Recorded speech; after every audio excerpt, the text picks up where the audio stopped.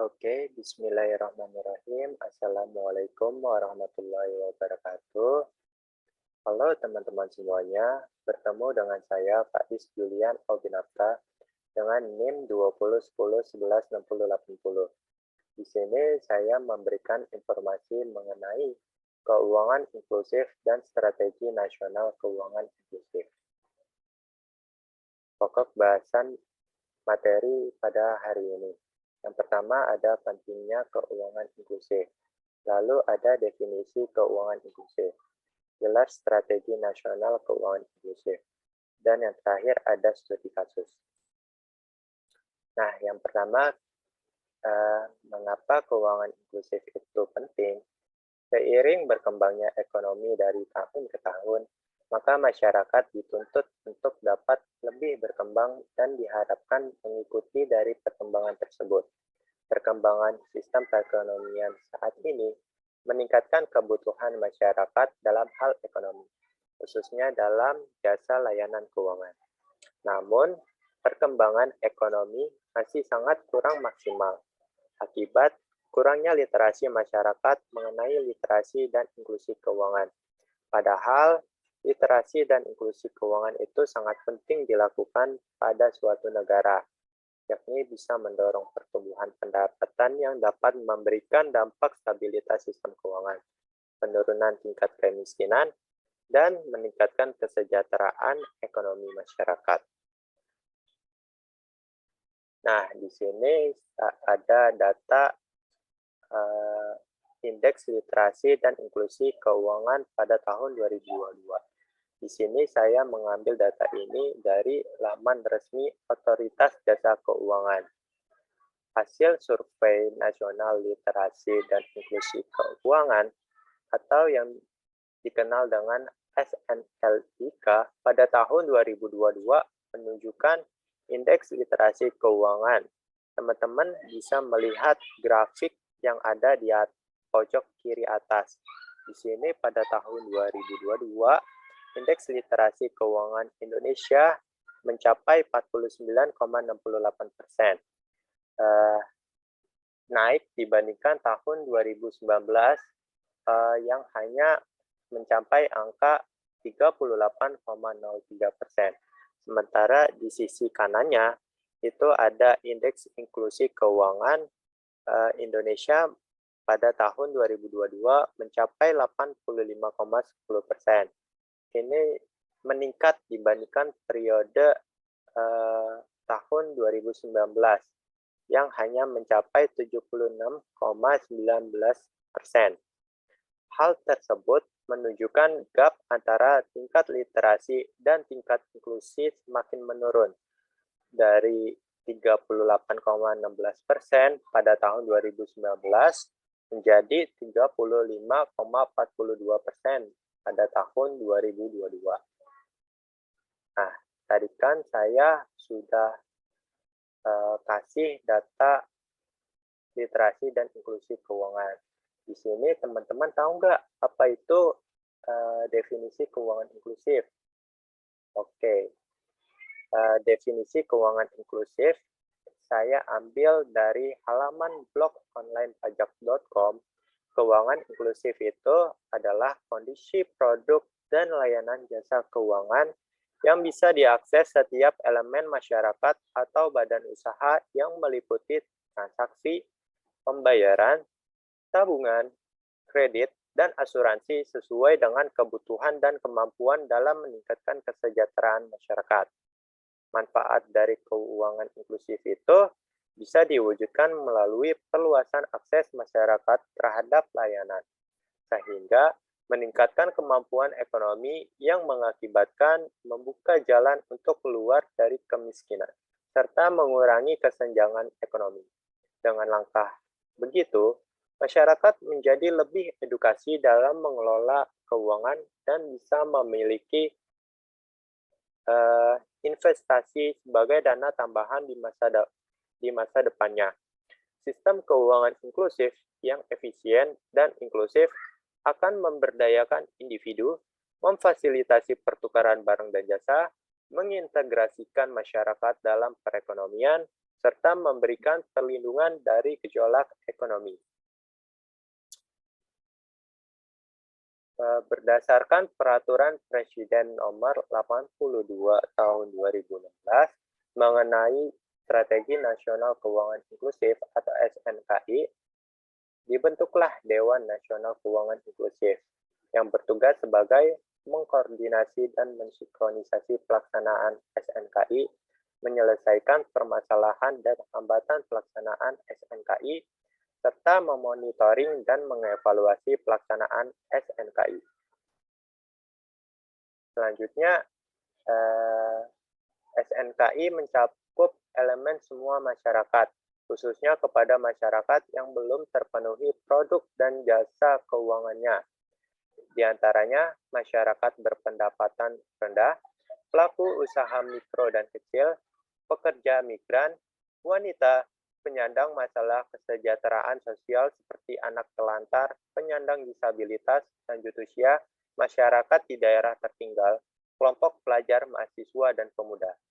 Nah, di sini terdapat close up gambaran atau kondisi masyarakat yang kemungkinan belum terpenuhi produk dan jasa keuangannya. Di sini teman-teman bisa melihat dari 3 gambaran yang sudah saya berikan. Oke, kita masuk ke dalam pilar dan fondasi Strategi Nasional Keuangan Inklusif. Di sini teman-teman bisa melihat ada sebuah bangunan. Yang pertama ada target keuangan inklusif.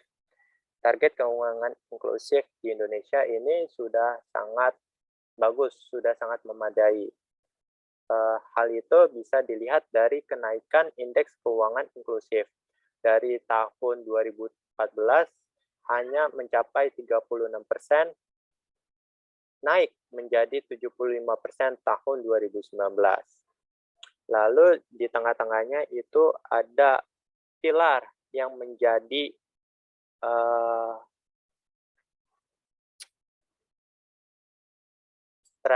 pilar strategi nasional keuangan inklusif. Di antaranya ada edukasi keuangan, hak properti masyarakat, fasilitas intermediasi dan saluran distribusi keuangan, layanan keuangan pada sektor pemerintahan, dan perlindungan konsumen. Lalu yang di bawahnya ada fondasi atau pijakan mengenai strategi nasional keuangan inklusif, yang diantaranya kebijakan dan regulasi yang kondusif, infrastruktur dan teknologi informasi yang mendukung, dan organisasi atau mekanisme implementasi yang efektif.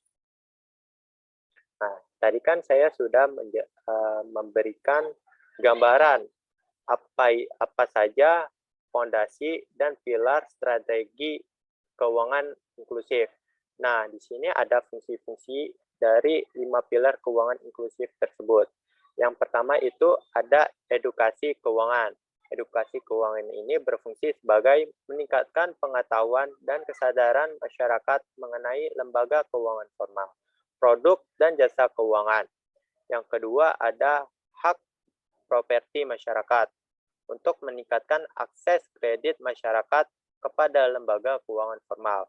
Yang ketiga, ada pilar intermediasi dan distribusi keuangan yang berfungsi sebagai memperluas jangkauan layanan keuangan demi memenuhi kebutuhan berbagai kelompok masyarakat.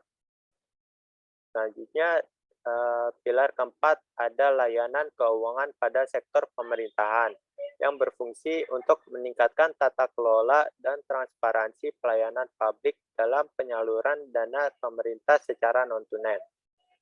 Dan yang terakhir ada pilar perlindungan konsumen yang memberikan jaminan rasa aman kepada masyarakat ketika berinteraksi dengan lembaga keuangan. Nah, di sini kita masuk apa saja upaya pemerintah untuk mencapai kondisi keuangan inklusif.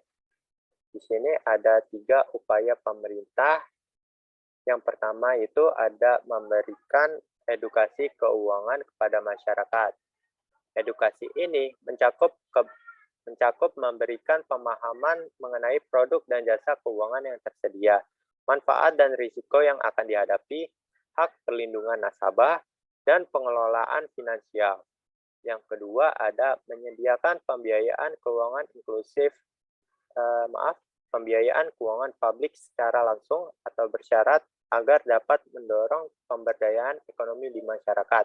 Contohnya pemberian subsidi, pemberdayaan UMKM, dan pemberdayaan masyarakat. Nah, yang ketiga itu ada melakukan pemetaan informasi keuangan untuk meningkatkan kapasitas masyarakat, sehingga yang sebelumnya unbanked atau tidak memiliki rekening perbankan, bisa memiliki akses layanan keuangan oleh institusi yang legal. Nah, tadi kan ada peran pemerintah dalam keuangan inklusif. Nah, di sini kita masuk ke dalam peran Bank Indonesia untuk mencapai keuangan inklusif. Yang pertama ada pemberdayaan ekonomi, yang kedua perluasan akses dan literasi keuangan, dan yang ketiga itu ada harmonisasi kebijakan.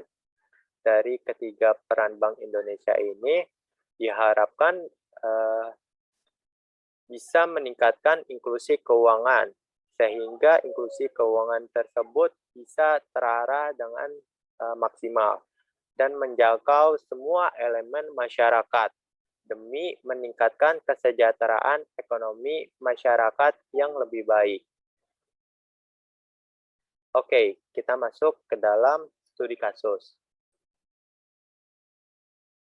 Studi kasus ini saya mencontohkan petani masih sulit mendapatkan akses modal.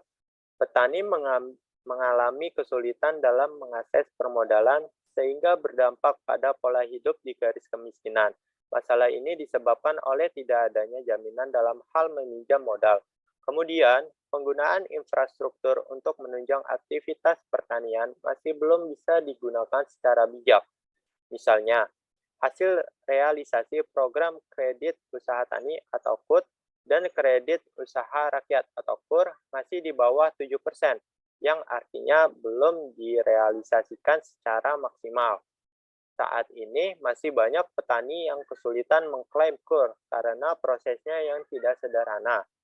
Perbankan juga tidak mau menyalurkan kredit, dikarenakan petani itu tidak mempunyai agunan, penghasilan yang tidak tetap, dan tidak adanya sertifikat kepemilikan tanah. Imbasnya, petani belum bisa merasakan kemakmuran karena penyaluran kredit didominasi kepada pedagang. Apalagi pedagang ini mengambil profit atau keuntungan paling besar di sektor pertanian. Hal ini bisa dilihat dari contoh di bawah ini. Harga cabai yang dijual dari petani itu cuma 20.000 per kilo. Berbeda dengan harga yang dijual pedagang dengan harga 50.000 per kilo. Nah, di sini kita bisa melihat bahwa pedagang ini mengambil keuntungan atau profit yang sangat besar dibanding dari petani. Lalu yang bisa saya berikan solusi mengenai kasus tersebut, seharusnya pemerintah memberikan edukasi kepada masyarakat pentingnya literasi dan inklusi keuangan, menyediakan pembiayaan keuangan seperti subsidi, pembiayaan langsung tunai, pemberdayaan, dan memberikan modal dan sarana prasarana. Masyarakat lebih meningkatkan pengetahuan mengenai tentang keuangan inklusif. Dan lembaga keuangan konvensional seharusnya bisa lebih mengedukasi lagi dan memberikan penyuluhan atau kampanye mengenai literasi dan inklusi keuangan. Terlebih lagi, lembaga keuangan syariah untuk bisa mendorong pertumbuhan pendapatan dan pemerataan sosial. Terima kasih. Itu saja yang bisa saya beri informasi pada hari ini. Kurang lebihnya mohon maaf. Assalamualaikum warahmatullahi wabarakatuh.